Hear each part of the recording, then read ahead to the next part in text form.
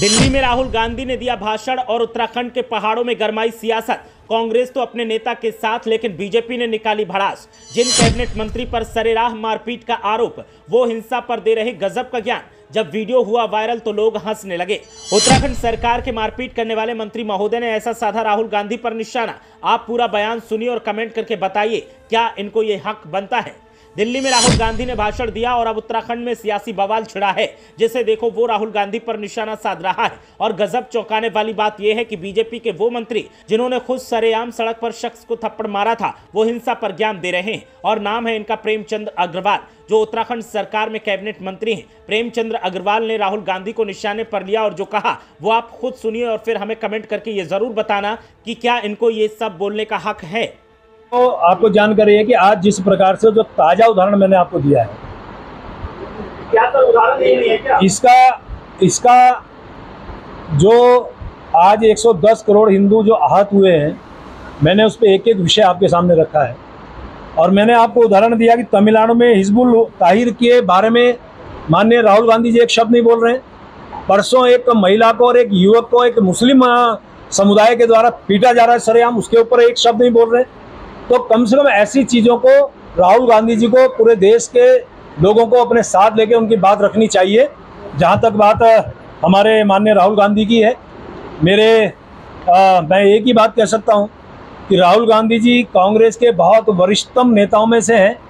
नेता प्रतिपक्ष की जिस प्रकार से उनको जिम्मेवारी दी गई, हम सभी एक आशा और विश्वास के साथ अपेक्षा कर रहे थे कि वो इस संवैधानिक पद की गरिमा बना के रखते हुए देश के तमाम चीज़ों को उसमें वहाँ रखेंगे। लेकिन जिस प्रकार से उन्होंने हिंदू समाज को हिंसक कहा और एक शब्द बोला उन्होंने, जो अपने आप को हिंदू कहते हैं वो सब हिंसक हैं, झूठ बोलते हैं।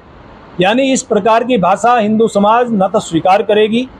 और जिस प्रकार से उन्होंने सदन के अंदर जितने भी तथ्य रखे, अग्निवीर पे उन्होंने तथ्य रखा, सदन को गुमराह करने का काम किया कि उनके जब वो शहीद हो जाएंगे उनको कुछ नहीं दिया जाता, जबकि माननीय हमारे रक्षा मंत्री जी ने बहुत साफ शब्दों में 1 करोड़ रुपये दिया जाता है। एमएसपी पे झूठ बोला। एमएसपी पे भी 23 फसलों पे हमारी सरकार बढ़ा के एमएसपी दे रही है। हमारे राहुल गांधी जी ने जिस प्रकार से अयोध्या के बारे में बातचीत की कि वहाँ पे बहुत से लोगों के जमीन को, अन्य चीज़ों को अधिकृत किया गया, उनको पैसा नहीं दिया गया, जबकि 1243 करोड़ रुपया मुआवजा हमारे वहाँ के लोगों को दिया गया। वो एक बात ये प्रदर्शित करना चाह रहे हैं कि सिर्फ अयोध्या जीतना, अयोध्या भी वो सीट नहीं है, वो फैजाबाद सीट है और उसमें 5 सीटें आती हैं। आपकी जानकारी के लिए, उसमें जो अयोध्या सीट है उसमें भारतीय जनता पार्टी ऊपर रही है सपा से। ओवरऑल हम उसमें यदि हारे हैं तो उसको जिस प्रकार से आप वहाँ के सांसद अवधेश जी को हाथ मिलाते हैं सदन के अंदर, उसको महिमा मंडित करते हैं, तो यानी कि आप हिंदू समाज को कटाक्ष कर रहे हैं, उनको नीचा दिखाने की कोशिश कर रहे हैं। राम सेतु को जो हमेशा काल्पनिक कहते रहे, जो भव्य मंदिर के निमंत्रण के बाद में नहीं पहुंचते हैं, नहीं जाते हैं उस समय पे, और उसके बाद से लेकर आज तक नहीं जाते हैं, सिर्फ नीचा दिखाने की कोशिश करते हैं। तो ये हिंदू समाज और पूरा देश आज ये देख रहा है, जो अपेक्षा आपसे की थी वो अपेक्षा पे आप खरे नहीं उतर रहे हैं। और ये उम्मीद थी कि आपका पहला भाषण बहुत तर्कतापूर्ण होगा, बहुत विद्वतापूर्ण होगा। ये बात ठीक है, अनेकों बार आप फेल हुए, लेकिन आप इसमें पास होंगे।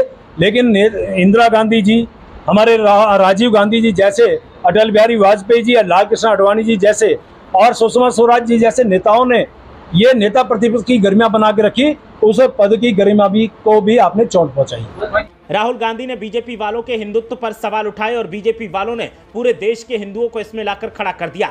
जबकि पूरा भाषण सुनने के बाद आप समझ जाएंगे कि राहुल गांधी ने सिर्फ मोदी और बीजेपी को कहा था कि ये पूरा हिंदू समुदाय नहीं है और ना ही पीएम मोदी पूरा हिंदू समुदाय है। लेकिन फिर भी बीजेपी अपने काम में माहिर है और बीजेपी ने अपना काम एक बार फिर करके दिखा दिया है और पूरे देश में राहुल गांधी के बयान पर हंगामा छिड़ा है। ब्यूरो रिपोर्ट, देवभूमि अपडेट।